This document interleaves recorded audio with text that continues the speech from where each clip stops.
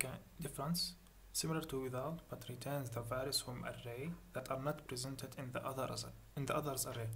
So this is the first argument. The array is the target we are wanting to focus on, and the others is a bunch of arrays that you will pass.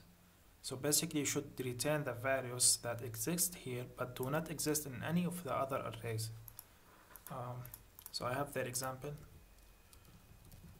Let me run it. So node difference, which only 1, 2, and 4, 1, 3, and 4 does not exist in the other array.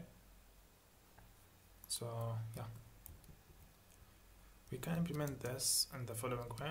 So difference2 would be equal to a function that accepts the array, the target array, and the others array. Now I will loop through the others, and for each element I will convert it to a set, and I will filter the array to only hold the elements that does not exist in that set, right? So array will be equal to the array itself dot filter.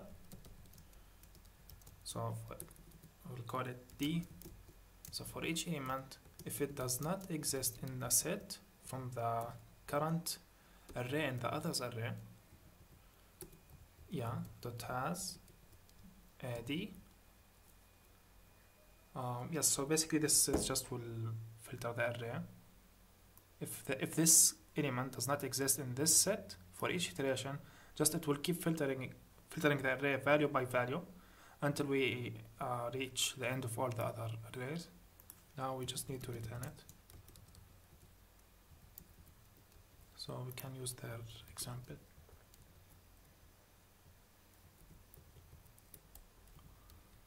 So node, we see the same result.